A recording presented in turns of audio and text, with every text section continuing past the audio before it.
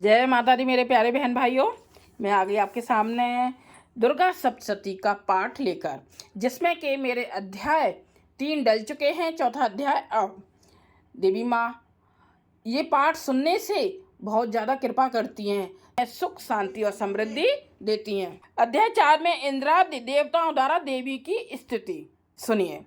महर्षि मेधा बोले, देवी ने जब पराक्रमी द्वारात्मा महिषासुर को मार गिराया और असुरों की सेना को मार दिया, तब इंद्रादि समस्त देवता अपने सिर तथा शरीर को झुकाकर भगवती की स्तुति करने लगे। जिस देवी ने अपनी शक्ति से यह जगत व्याप्त किया है और जो संपूर्ण देवताओं तथा महर्षियों की पूजनीय है, उस अंबिका को हम भक्ति पूर्वक नमस्कार करते हैं। वह हम सब का कल्याण करे। जिस अतुल प्रभाव और बल का वर्णन भगवान विष्णु, शंकर और ब्रह्मा जी भी नहीं कर सके, वही चंडिका देवी इस संपूर्ण जगत का पालन करे और अशुभ भय का नाश करे।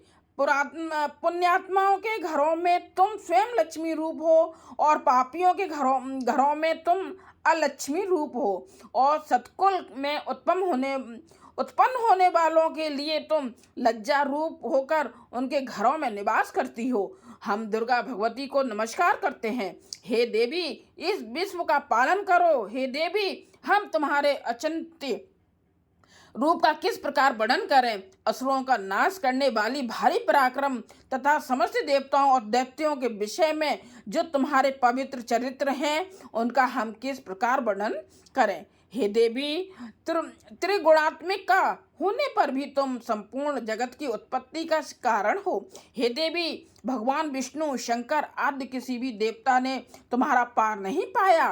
तुम सबकी आश्रय हो। यह संपूर्ण जगत तुम्हारा ही अंश रूप है, क्योंकि तुम सबकी आदिभूत प्रकृति हो। हे देवी, तुम्हारे जिस नाम के उच्चारण से संपूर्ण यज्ञों में सब देवता तृप्ति लाभ करते हैं, वह स्वाहा तुम ही हो। इसके अतिरिक्त तुम पितरों की तृप्ति का कारण हो, इसीलिए सब आपको सुधा कहते हैं। हे देवी, वह विद्या जो मोक्ष को देने वाली है, जो अचिंत्य महाज्ञान स्वरूपा है, तत्वों के सार को बस में करने वाले, संपूर्ण दोषों को दूर करने वाले, मोक्ष की इच्छा वाले मुनिजन जिसका अभ्यास करते हैं, वह तुम ही हो। तुम वाणी रूप हो और दोष रहित ऋग्य तथा यजुर्वेदों की एवं उद्गीत और सुंदर पदों के पाठ वाले सामवेद की आश्रय रूप हो। तुम भगवती हो। इस विश्व की उत्पत्ति एवं पालन के लिए तुम वार्ता के रूप में प्रकट हुई हो, और तुम संपूर्ण संसार की पीड़ा हरने वाली हो। हे देवी, जिससे सारे शास्त्रों को जाना जाता है, वो मेधा शक्ति तुम ही हो, और दुर्गम भवसागर से पार करने वाली नौका भी तुम ही हो। लक्ष्मी रूप से विष्णु भगवान के हृदय में निवास करने वाली और भगवान महादेव द्वारा सम्मानित गौरी देवी तुम ही हो। मंद मुस्कान वाले निर्मल पूर्ण चंद्र बिंब के समान और उत्तम सुवर्ण की मनोहर कांति से कामनीय तुम्हारे मुख को देखकर भी महिषासुर क्रोध में भर गया। यह बड़े आश्चर्य की बात है। और हे देवी, तुम्हारा यही मुख जब क्रोध से भर गया तो उदय काल की चंद्रमा की भांति लाल हो गया और तनी हुई भौं के कारण विकराल रूप हो गया। उसे देखकर भी महिषासुर के शीघ्र प्राण नहीं निकल गए। यह बड़े आश्चर्य की बात है। आपके कुपित मुख के दर्शन करके भला कौन जीवित रह सकता है। हे देवी, तुम हमारे कल्याण के लिए प्रसन्न हो। आपके प्रसन्न होने से इस जगत का अबुद्ध होता है, और जब आप क्रोध हो जाती हो तो कितने ही कुलों का सर्वनाश हो जाता है। ये हमने अभी अभी जाना है कि जब तुमने महिषासुर की बहुत बड़ी सेना को देखते देखते मार दिया। हे देवी, सदा अबुद्धि प्रताप देने वाली तुम जिस पर प्रसन्न हो जाती हो, वही देश में सम्मानित होते हैं। उनके धन यश की वृद्धि होती है, उनका धर्म कभी शिथिल नहीं होता है, और उनके यहाँ अधिक पुत्र पुत्रियों और नौकर होते हैं। हे देवी, तुम्हारी कृपा से ही धर्मात्मा पुरुष प्रतिदिन श्रद्धा पूर्वक यज्ञ करता है और धर्मानुकूल आचरण करता है और उसके प्रभाव से स्वर्ग लोक में जाता है, क्योंकि तुम तीनों लोकों में मनोवांछित फल देने वाली हो। हे माँ दुर्गे, तुम स्मरण करने पर संपूर्ण जीवों के भय नष्ट कर देती हो और स्थिर चित्त वालों के द्वारा चिंतन करने पर उन्हें और अत्यंत मंगल देती हो। हे दारिद्र्य दुख नाशनी देवी, तुम्हारे सिवा दूसरा कौन है? तुम्हारा चित्त सदा दूसरों के उपकार में लगा रहता है।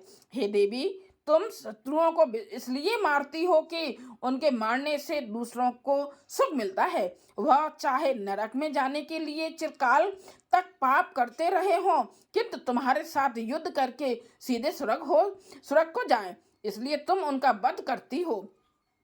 हे देवी, क्या तुम दृष्टिपात मात्र से समस्त असुरों को भस्म नहीं कर सकती? अवश्य ही कर सकती हो, किंतु तुम्हारा शत्रुओं को शस्त्रों के द्वारा मारना इसलिए कि शस्त्रों के द्वारा मरकर वे स्वर्ग को जामे। इस तरह से हे देवी, उन शत्रुओं के प्रति भी तुम्हारा विचार उत्तम है। हे देवी, तुम्हारी उग्र खड्ग की चमक से और त्रिशूल की नोक की कांति की किरणों से असुरों की आंखें फूट नहीं गईं। उसका कारण यह था कि वे किरणों से शोभायमान तुम्हारे चंद्रमा के समान आनंद प्रदान करने वाले सुंदर मुख को देख रहे थे। हे देवी, तुम्हारा शील बुरे वृत्तांत को दूर करने वाला है और सबसे अधिक तुम्हारा रूप है, जो ना तो कभी चिंतन में आ सकता है और ना जिसकी दूसरों से कभी तुलना ही हो सकती है। तुम्हारा बल व पराक्रम शत्रुओं का नाश करने वाला है। इस तरह तुमने शत्रुओं पर भी दया प्रकट की है। हे देवी, तुम्हारे बल की किसके साथ बराबरी की जा सकती है तथा शत्रुओं को भय देने वाला इतना सुंदर रूप भी और किसका है? हृदय में कृपा और युद्ध में निष्ठुरता, यह दोनों बातें तीनों लोकों में केवल तुम्ही में देखने में आई हैं। हे माता, युद्ध भूमि में शत्रुओं को मारकर तुमने उन्हें स्वर्गलोक में पहुंचाया है।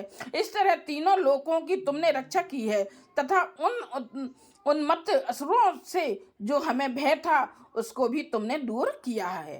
तुमको हमारा नमस्कार है। हे देवी, तुम शूल तथा खड्ग से हमारी रक्षा करो तथा घंटे की ध्वनि और धनुष की टंकार से भी हमारी रक्षा करो। हे चंडिके, आप अपने शूल को घुमाकर पूर्व पश्चिम उत्तर तथा दक्षिण दिशा में हमारी रक्षा करो। तीनों लोकों में जो तुम्हारे सौम्य रूप हैं तथा घोर रूप हैं, उनसे हमारी रक्षा करो तथा इस पृथ्वी की रक्षा करो। हे अंबिके, आपके कर पल्लवों में जो खड्ग शूल और गदा आदि शस्त्र शोभा पा रहे हैं, उनसे हमारी रक्षा करो। महर्षि बोले कि इस प्रकार जब सब देवताओं ने जगत माता भगवती की स्तुति की और नंदवन के पुष्पों तथा गंध अनुलेपों द्वारा उनका पूजन किया और फिर सबने मिलकर जब सुगंधित व दिव्य धूपों द्वारा उनको सुगंधित निवेदन की, तब देवी ने प्रसन्न होकर कहा, हे देवताओं, तुम सब मुझसे मनोवांछित वर मांगो। देवता बोले, हे भगवती, तुमने हमारा सब कुछ कार्य कर दिया, अब हमारे लिए कुछ भी मांगना बाकी नहीं रहा, क्योंकि तुमने हमारे शत्रु महिषासुर को मार डाला है। हे महेश्वरी, तुम इस पर भी यदि हमें कोई वर देना चाहती हो तो बस इतना वर दो कि जब जब हम आपका स्मरण करें तब तब आप हमारी विपत्तियों को हरण करने के लिए हमें दर्शन दिया करो। हे अंबिके, जो कोई भी तुम्हारी स्तुति करे तुम उनको वित्त समृद्धि और वैभव देने के साथ ही उनके धन और स्त्री आदि संपत्ति बढ़ावे और सदा हम पर प्रसन्न रहे। महर्षि बोले, हे राजन, देवताओं ने जब जगत के लिए तथा अपने लिए इस प्रकार प्रसन्न किया तो बस तथास्तु कहकर देवी अंतर्ध्यान हो गई। हे भूप, जिस प्रकार तीनों लोकों का हित चाहने वाली यह भगवती देवताओं के शरीर से उत्पन्न हुई थी, वह सारा वृत्तांत मैंने तुमसे कह दिया है और इसके पश्चात दुष्ट असुरों तथा सुम निसुम का वध करने और सब लोगों की रक्षा करने के लिए जिस प्रकार गौरी देवी के शरीर से उत्पन्न हुई थी, वह सारा वृत्तांत मैं यथावत वर्णन करता हूँ। बोलो जय माता दी। ऐसे ही आप जरूर सुनिएगा और दूसरों को सुनाइएगा। देवी माँ आप सब पर बहुत कृपा करेंगी और सुख शांति समृद्धि सब कुछ प्रदान करेंगी। जय माता दी।